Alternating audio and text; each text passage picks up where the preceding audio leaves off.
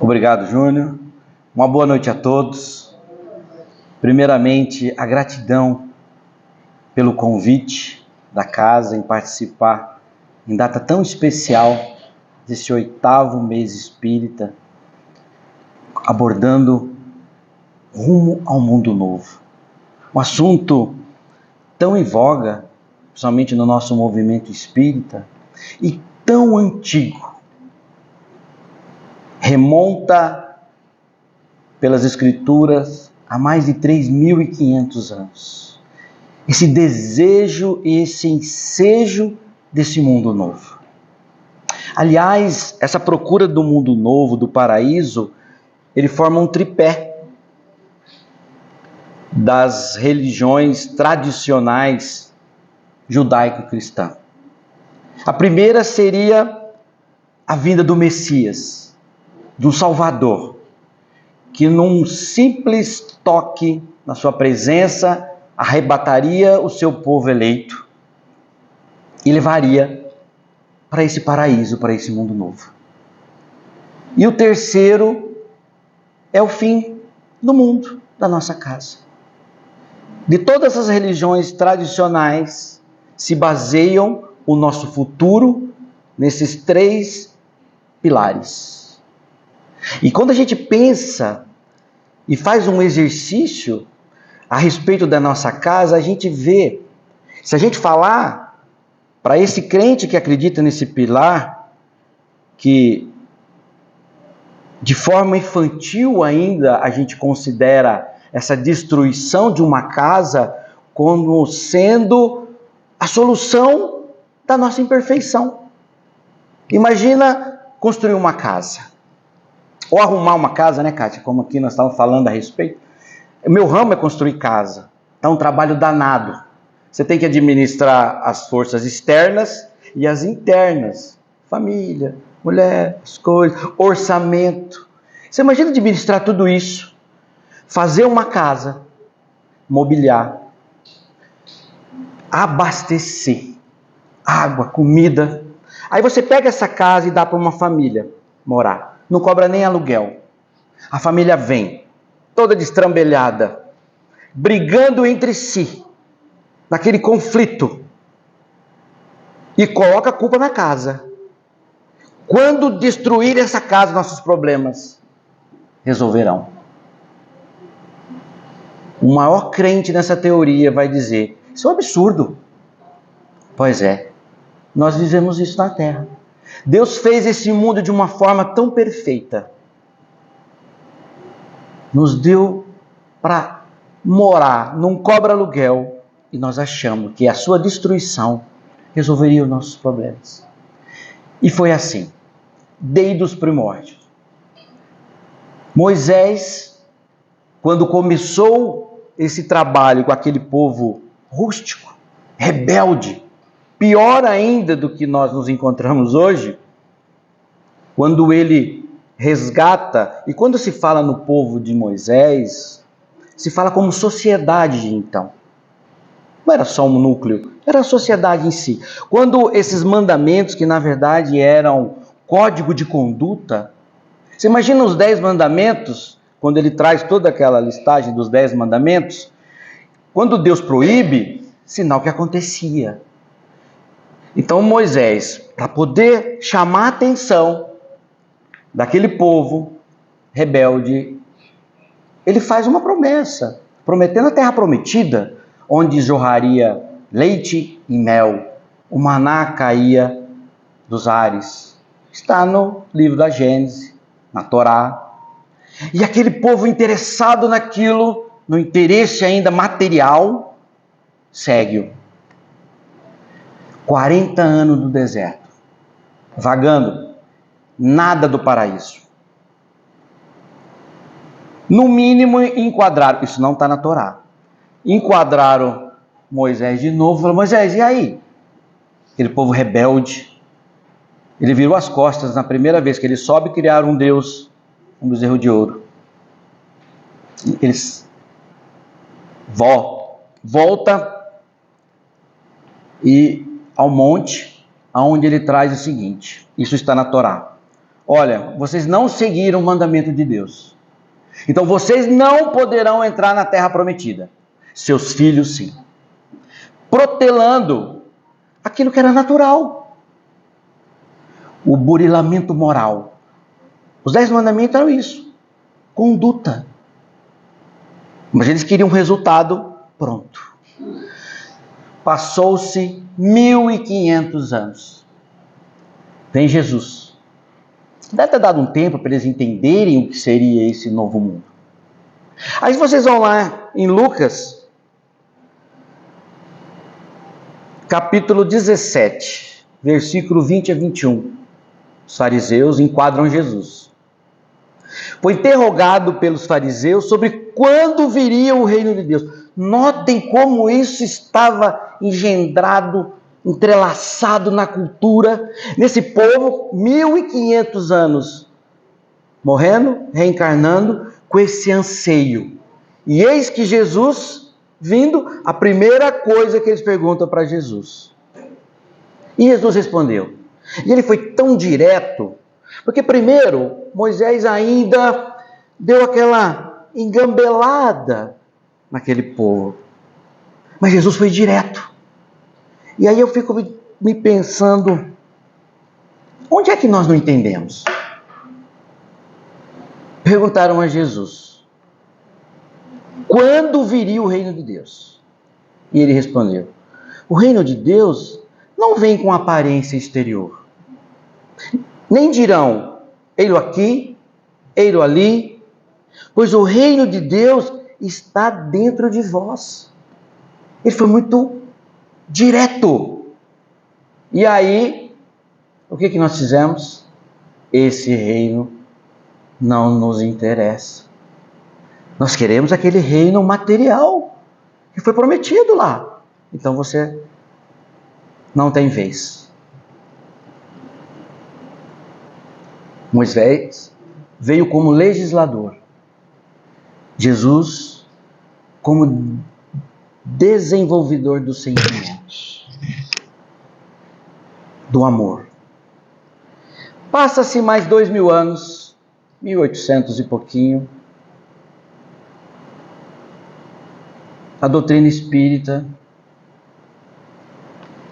pegando toda essa informação de Moisés, de Jesus, para dizer o seguinte, que não tem como alcançar esse novo mundo sem não realizar essa transformação moral. O Sr. Allan Kardec, quando ele se debruça sobre os feitos de Jesus, ele fala assim, a doutrina espírita trouxe muito conhecimento, muita informação, mas em termos morais não trouxe nada de novo do que Jesus já tinha trazido. Ela explica o mecanismo, mas o fundo moral é o mesmo. E aí a gente se pega na casas espíritas ainda, com irmãos que questionam essa questão desse mundo novo. Eu queria estar no nosso lar. Eu queria ir para a capela. Como sendo ainda um lugar físico. Bom, no livro do Evangelho segundo o Espiritismo, Santo Agostinho traz uma passagem muito interessante, onde ele começa a mostrar o seguinte, olha, esse mundo de regeneração, ele tem que ter uma transição. Quando ele fala dos mundos regeneradores. O que é um mundo de transição? É nos colocar em condições para um segundo passo. Porque de tudo isso que nós podemos refletir do que a doutrina nos traz, nós estamos exatamente no melhor lugar que poderíamos estar. Mas como assim, Carlinhos? Nós explicamos. A nossa consciência no mundo elevado nos torturaria. Então eu tenho que ficar no mundo material, da minha vibração mais grosseira, para ela não me incomodar. Então a Terra é ótima para isso. Vocês querem ver o nível que leva à sensibilidade do espírito? A questão 965 do Livro dos Espíritos. Kardec pergunta assim: as provas, as penas e os gozos futuros, depois da morte, tem alguma coisa de material? Ele quer comparar assim: como é que nós seríamos a felicidade ou o castigo depois do desencarne?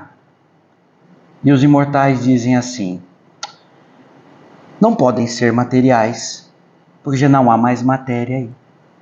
Mas eles são 1000 vezes mais sensíveis do que experimentais sobre a Terra. Você sabe o que é multiplicar 1000 vezes uma encrenca nossa? Que a gente tem dificuldade. E ele continua lá: porque quando encarnado, a matéria anestesia o nosso espírito, ou seja, a consciência. Aí eu suporto, eu esqueço, eu tenho uma nova chance, porque do contrário, eu numa esfera sensível, eu não suportaria as minhas mazelas. Então eu estou num lugar que eu tenho que estar. Boiorê hoje é o melhor lugar que nós poderíamos estar. Esse seria o melhor lugar que nós poderíamos estar. Não é castigo. É amor do Mestre, é amor de Deus, é misericórdia, dizendo assim: olha, esse é o melhor tratamento que você poderia estar nesse lugar. E ele fala: olha, mundos regeneradores. Os mundos regeneradores servem de transição entre os mundos de expiação e os mundos felizes. A alma que se arrepende encontra nesse lugar a paz e o repouso, terminando por se purificar.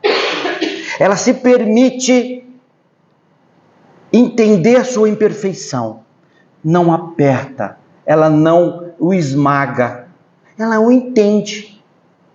Ele continua: sem dúvida, mesmo nesses mundos, o homem ainda está sujeito às leis que regem a matéria. A humanidade prova as vossas sensações e os vossos desejos, mas está liberta das paixões desordenadas que vos escravizam. Lá não há mais o orgulho que cala o coração, a inveja que o tortura, o ódio que o asfixia. A palavra amor está em todas as frontes. Uma perfeita equidade regula as relações sociais, que começou lá com Moisés. Todos manifestam a Deus e buscam chegar a Ele segundo as suas leis. Olha só. Então o que ele fez disso? Kardec olhou isso e colocou o seguinte: para ficar aqui, nesse mundo de transição, que já começou já há algum tempo, a gente teria que fazer esse exercício. Primeiro, nesse texto, o que ele fala? Conhecer a Deus e querer viver a sua lei. Segundo, desenvolvemos em nós a caridade, que é o senso de justiça, a imparcialidade, o respeito ao outro, o que preside o melhor as relações sociais, o outro. E a terceira, vencer as nossas paixões: ódio, inveja, egoísmo e orgulho. Olha só. Deus, o outro e a mim. Vocês já ouviram isso em algum lugar, né? Amar a Deus sobre todas as coisas e os próximos como a si mesmo. Está em toda a lei e todos os profetas. Quem disse foi Jesus. Kardec pegou isso. Senhor Allan Kardec, perdão. É que eu me empolgo um pouco, eu acho que é tão próximo, né?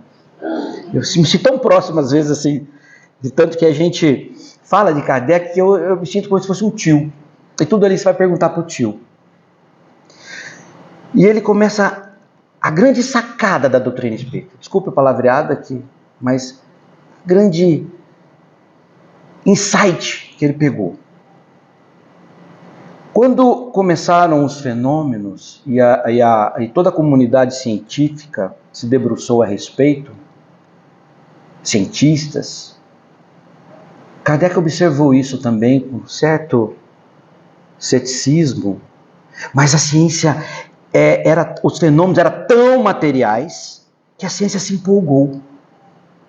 Passado esse furor, a ciência não conseguiu controlar, a ciência não conseguiu patentear para tirar proveito. O que ela fez? Ela abandonou.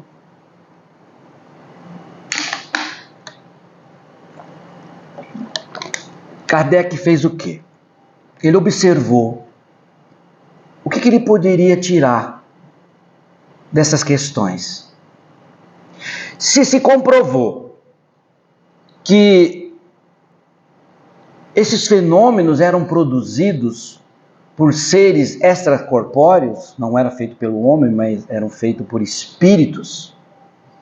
E esses espíritos eram as almas dos homens normais, como ele, que já morreram.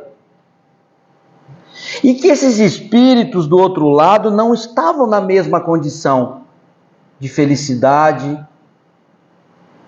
de bem-estar, outros em sofrimento. Ele falou, peraí, o que nós podemos tirar disso? Quais são as consequências morais de toda essa informação? O pedagogo tem isso, né? O professor. Ele olha um problema, e eu estou aprendendo muito com isso, com professores, pelo convívio. Dali ele tira assim, qual que é a consequência que está gerando esse problema? E às vezes a resposta pode estar ali. E ele observou como um IBGE, e essa é para o Jorge, tá? Jorge Elahá. Como um IBGE do mundo espiritual, ele começou a catalogar essas questões. O que eles faziam no mundo espiritual? O que eles tinham feito melhor na Terra para terem esse resultado no mundo espiritual? Por que uns estavam felizes e os outros não?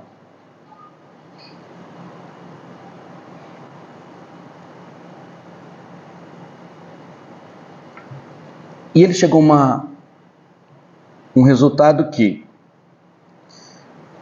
a conduta de cada um era a sua herança, o resultado, a consequência no mundo espiritual. Olha que consideração que ele faz, né, a respeito. E aí ele coloca praticamente toda a ideia central da obra da doutrina espírita. Todas, se vocês olharem, ele faz com relação a Deus, ao outro e a si mesmo. E ele começa a trazer esses resultados no livro Céu e Inferno, daqueles espíritos que viveram e deram a sua manifestação. Ele faz diversas categorias de espíritos. E ele vai pelo mesmo caminho.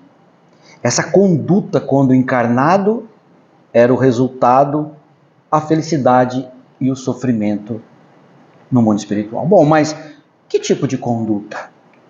Ele aprofunda. Ele percebeu que aqueles espíritos que eram menos materializados, que eram desprendidos da matéria, que não carregavam ódio, vingança, estavam bem. E aqueles espíritos que estavam enraigados ainda à matéria, sofriam muito a sua ausência. Você imagina desencarnar, ter a necessidade de uma atividade material potencializada por 1000, Não podemos esquecer da 965. Essa questão foi a questão que mais me impactou no Livro dos Espíritos.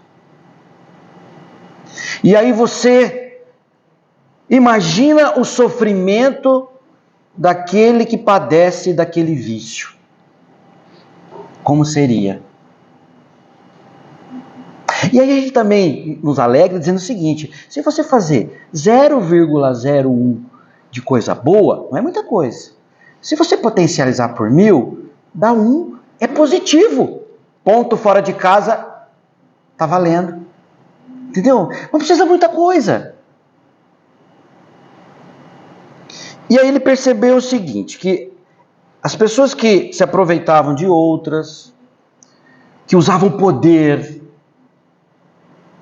estavam muito mal.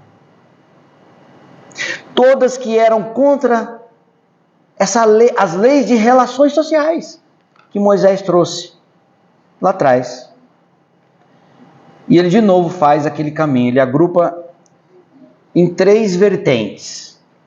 A primeira, ele coloca assim, a relação de proximidade com o Criador. Mas ele fala que não é a religião. Porque ele encontrou espíritos religiosos, chefes de religiões responsáveis, que estavam em condições lamentáveis. Mas ele percebeu que aqueles que tinham como Deus o respeito, a aplicação, eram desmaterializados na questão de apegos, estavam bem. Então ele falou assim, poxa, não é a religião, mas é a espiritualidade. O que é a espiritualidade? Nós vivemos num conflito entre matéria e espírito, nós como ainda imperfeitos. O que fala mais em nós? A matéria ou o espírito?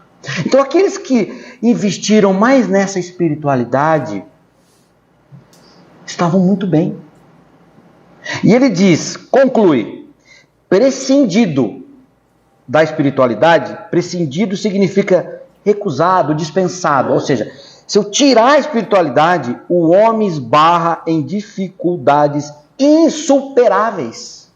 Está lá na Gênesis, capítulo 11.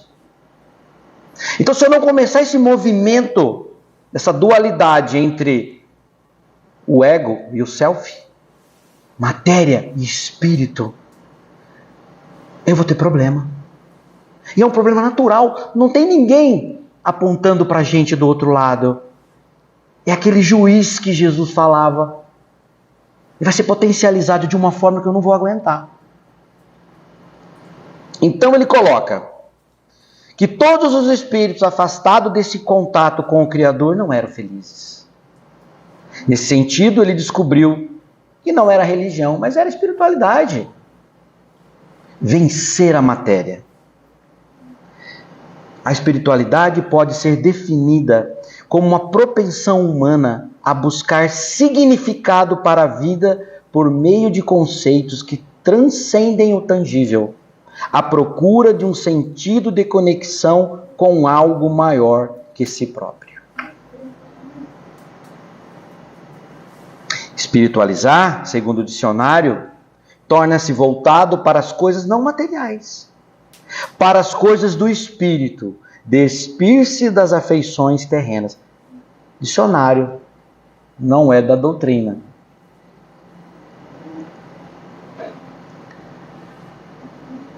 E dá para treinar, espiritualizar-se. Olha que coisa boa, interessante que a espiritualidade, quando começa essa transição planetária, ela começa em diversos setores. Um monge, um frei, pouquinho antes de Kardec, ele detecta dentro da religião católica, do mosteiro, essa falta de espiritualidade. A igreja ficou muito dogmática. Era aquilo, não se questionava. E ele sentia essa necessidade de rompimento com a matéria e transcender essa questão da espiritualidade, como era o propósito de Jesus. Então o que ele faz? Ele se desliga e funda uma escola na França. Isso em 1817. Um frei. E ele começa a ensinar a espiritualidade. Vocês já viram falar no Colégio Marista, né? Então, o Colégio Marista foi fundado por um frade chamado Marcelino Champagnat. Tem até um hospital em Curitiba com esse nome. Ele desencarnou em 1840, um pouquinho antes de Kardec. Mas olha o que ele nos traz, que ele dizia sobre a espiritualidade. É o grande ato de conexão entre o ser humano e o divino. Ela constrói um modo como compreendemos o mundo, as pessoas e Deus. A tríade energiza nosso ser e nos faz evoluir. Dizia que era possível ensinar a espiritualidade como educação na escola. E ele cria um roteiro, 5 hábitos. Eu vou deixar depois aqui impressa essa nossa pesquisa. Primeiro ele colocava, reconhecer o seu papel no mundo. A reflexão da espiritualidade é o primeiro passo para encontrar seu próprio lugar do mundo. Conheça-se a ti mesmo. Segundo, ser grato. Agradecer pela vida e refletir sobre tudo que nos trouxe até aqui é uma forma de sair de um círculo vicioso perigoso, o de olhar apenas para aquilo que não temos. Sofrer pelaquilo que não temos. Ser grato. Aí a gente volta naquela construção da Terra, onde foram investidos 4,5 bilhões de anos, onde somente há 200 mil anos nós surgimos. E não ser grato por isso, por esse investimento. Terceiro, praticar o perdão. Uma das lições mais importantes deixadas por Jesus.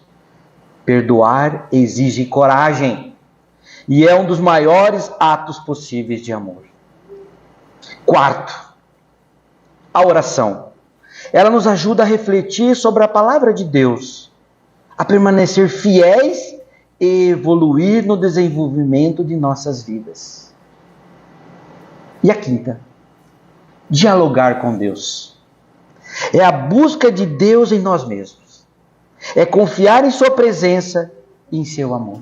Se nós tivéssemos um recorte, colocássemos isso aqui dentro da obra da doutrina espírita, não daria em nada. Não é porque é de outra religião. A ideia toda aqui. Hábitos. Hábitos, sabe o que é hábitos? Hábitos é aquilo que a gente começa a desempenhar. No esforço, às vezes meu hábito ainda não permite, mas eu começo a esse desenvolvimento, essa luta. E ele fala o seguinte, que esses espíritos, ele observa, Kardec, voltamos ao senhor Allan Kardec. Quando esses espíritos materializados no mundo espiritual, e também encarnados, quando você considera muito a matéria, e quando essa matéria começa a se esgotar a sua utilidade, ela nos causa uma desesperança. Imagina eu investir tudo na minha vida material. Enquanto eu tiver saúde, juventude, dinheiro, eu não preciso de nada. Mas quando eu começo a perder essa vitalidade, eu perco a esperança. Poxa, eu estou chegando ao fim da vida. Chegar com 90 anos. O que me espera? Eu perco a esperança. Então para que eu vou viver com equilíbrio? Quando eu me afasto de Deus, eu começo a viver amargurado, eu perco a esperança, vivo ansioso, pessimista. Isso no mundo espiritual e no mundo material. Nós estamos vivendo a maior explosão tecnológica de toda a nossa existência, de toda a existência da Terra. Oferta da matéria de todos os lados. Todos os lados. O bombardeio é grande. Se eu me deixar iludir, eu vou ter problema. Há 200 anos atrás eu não tinha tanta atração pela matéria como nós temos hoje. Está mais difícil hoje. Não está mais fácil, não. As ofertas, as propostas nos encantam, nos fazem o olho brilhar, né?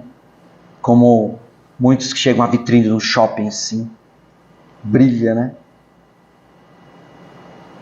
Segundo, dentro dessa falta de religiosidade desses espíritos, quando eu me afasto de Deus e da espiritualidade, eu fico inseguro. Eu desconfio de tudo. O medo me toma conta. E o medo rouba a vontade de viver. Eu me fecho. Eu não me relaciono. Eu tenho medo. Eu perco a fé. E a terceira, que nós estamos vendo muito hoje em dia na sociedade, a perda do bom senso, a intemperança. Por qualquer coisa, nós estamos presenciando tragédias. O desequilíbrio generalizado, a agressividade, a indiferença. Nota que nós estamos vendo isso 160 e tantos anos atrás, Kardec. Imagina ele escrevendo isso hoje.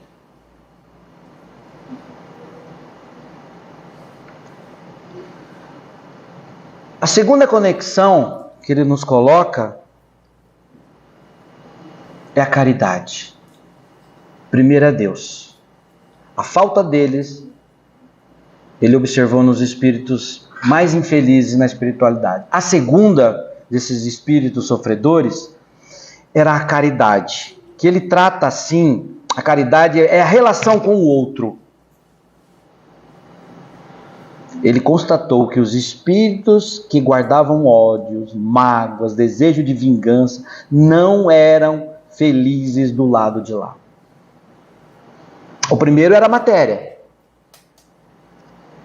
Não construir a ideia de Deus, prejuízo enorme. A segunda é com relação ao outro, a experiência que eu tive com o outro.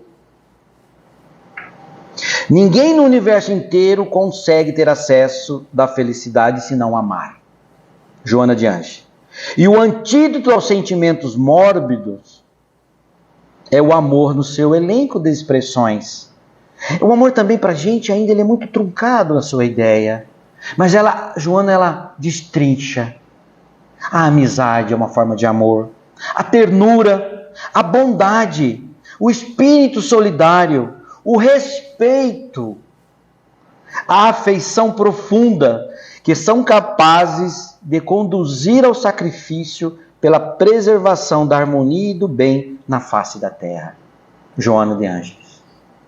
E Leon Denis completa esse raciocínio a respeito dessa psicosfera que nós criamos em torno de nós quando nós odiamos. Quando nós elevamos nossos sentimentos, depuram pouco a pouco as moléculas perispiríticas do corpo astral. Seria mais ou menos assim, eu crio uma atmosfera em torno de mim. Física, embora sutil. Desenvolve e multiplicam as suas vibrações. Como uma ação química, eles consomem as partículas grosseiras e só deixam subsistir as mais sutis, as mais delicadas. Então, quando eu elevo meus sentimentos, eu faço essa faxina em torno de. Porque essa mesma poluição, ao desencarnar, mesmo encarnado eu sofro, mas como a matéria acaba amortecendo esse sofrimento, né, essa influência, eu sofro menos. Apesar que ela estoura em forma de doenças físicas. Mas o impacto dela é muito maior no mundo espiritual, quando eu desencarno e ali está a minha herança, o que eu construí. Dizem que não tem gaveta, né? O túmulo. Mas os nossos espíritos têm essa caçamba para a gente colocar isso que a gente vai ter que dar conta. Quem odeia, continua Kardec, no livro Ação e Reação,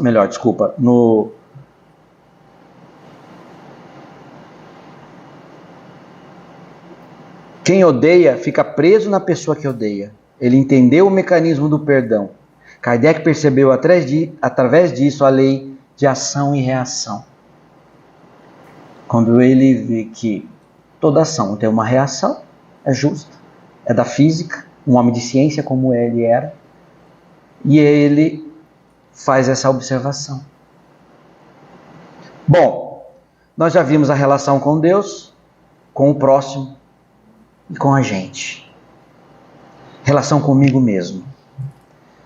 A nossa transformação moral. Eita, coisinha danada de difícil. Conhecer verdadeiramente a si mesmo. Precisamos descobrir a nós mesmos.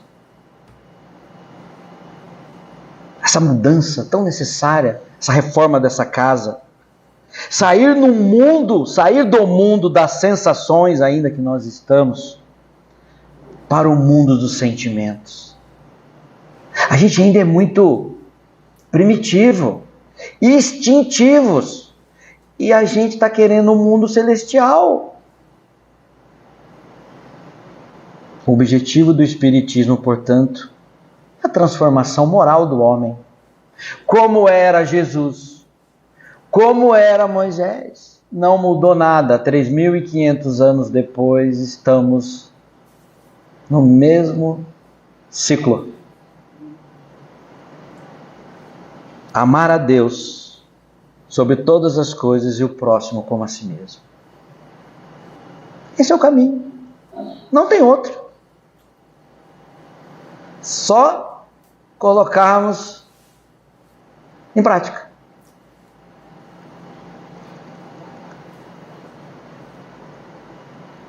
Joana nos traz um texto tão recente a respeito. Só ver a data aqui. Não tenho a data aqui, mas é coisa aí de 30, 40 dias atrás. Sobre essa questão da transição planetária, que se fala muito, né, dentro da nossa doutrina. E ela coloca, praticamente fechando essa nossa fala, se o paraíso ou o nirvana, ou qual seja a denominação que lhe damos, é o destino daqueles que bem se conduzirem aqui, notem que lá é o resultado de cá. Buscamos referências de como agir e proceder para que a felicidade seja o destino final. Neste afã e na preocupação com a felicidade futura, imaginamos que a construção dela se fará pelas ações externas, pela ritualística ou pela aparência. Esquecemos que nada que se faça exteriormente terá sentido se não tiver sua origem na nossa intimidade. O significado e o valor das ações externas estão diretamente ligados ao sentimento com que as impregnamos. Olha a responsabilidade. Eu vibro, eu contamino o meu exterior. E eu sou responsável pela contaminação, não digo a contaminação, mas o resultado dessa energia no outro, no planeta. Assim, de nada valem orações, ritos, promessas e pactos, se não nascem na intimidade de nossa alma. A gente ainda ora fazendo negócio. Se eu conseguir. A promessa, o que é uma promessa? É um negócio. Se eu tiver, e eu quero adiantado ainda, porque se eu tiver, eu faço. Olha que coisa doida. É primário. Nós estamos ainda a poucos passos daquele povo de Moisés, daquela sociedade. Evoluímos tecnologicamente, mas estamos ainda com a mesma ideia. Achar que vai vir alguém com um simples toque de mágica nos transformar. nos dá um mundo de benesses. Não vai. Dessa forma, pode-se entender que o reino dos céus, que o paraíso e a felicidade futura são construção íntima de cada criatura e que inevitavelmente se exteriorizará na vida após a morte. É a consequência. Não é o objetivo final. É a consequência. Vai nos colocar em condições de. Se temos a preocupação de sermos felizes mais além, que comecemos hoje a implementar essa felicidade nas matrizes de nossa alma. Joana de Ângeles. Qual que é o caminho? Nós vimos aqui um pouquinho atrás. Amar. Não tem outro. Se eu não consigo amar ainda um ser por traumas, por experiências pregressas, ama a natureza. Ama o animal. Desenvolva o germe de amar. A misericórdia. Nós catalogamos 40 sinônimos de amar. Olha só. Misericórdia, compreensão, tolerância. E aí vai. E a gente já quer a janelinha, né? Chegamos agora e já queremos a janelinha. Amemos a nossa terra, a nossa cidade, a nossa rua, a nossa casa. A gente não aprendeu a respeitar a terra e já queremos um mundo novo. Nós estamos sendo preparados, e agora vem a boa ou a má notícia, para aprendermos a viver nesse mundo de regeneração aqui. Nós não aprendemos a viver na terra. A transição começou há 200 anos e tem mais 800 anos pela frente. Olha só. Voltaremos muitas e muitas vezes, se Deus quiser, aqui. Então a consequência desses 800 anos é começar a viver agora essa lei, essa informação. É simples. Eu gostaria de chegar aqui e dar uma fórmula mágica. Mas não tem. Mas tem uma notícia boa. De tudo que está acontecendo, estava previsto. A primeira coisa que nós temos que mudar é a ideia de Deus. Aquele Deus punitivo. Castiga. Deus nos ama de uma forma que nós não compreendemos. Tudo que nós temos é o que nós precisamos e nós temos de melhor. Se eu ainda não tenho, é porque eu não tenho essa capacidade de suportar. Não é nem merecimento, é de suportar. Como alguém que se tira das trevas e oferece uma grande luz. O que acontece? Cega. Cega. Então a nossa mensagem para chegarmos é muito fácil. Ame a esse caminho do mundo novo que é o tema desse 8º ano do mês espírita. Amar. E fazer o caminho contrário desse amar, dissecar esse amar lá na sua raiz, para começarmos lá. Como Moisés começou com 10 questões. Alguém sabe 5 delas aqui?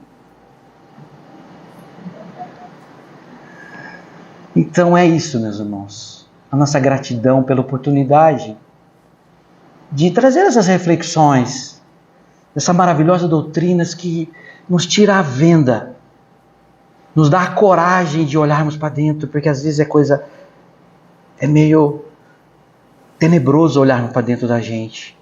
Nós temos histórias milenares e a gente tem medo de mexer. Eu tô com medo de ser gravado, filmado, você imagina olhar para trás. Que Deus, e Ele dá essa capacidade, essa coragem. É só nós nos colocarmos a caminho. Muito obrigado pela audiência e pela paciência. E que Jesus nos abençoe e nos envolva. Muito obrigado.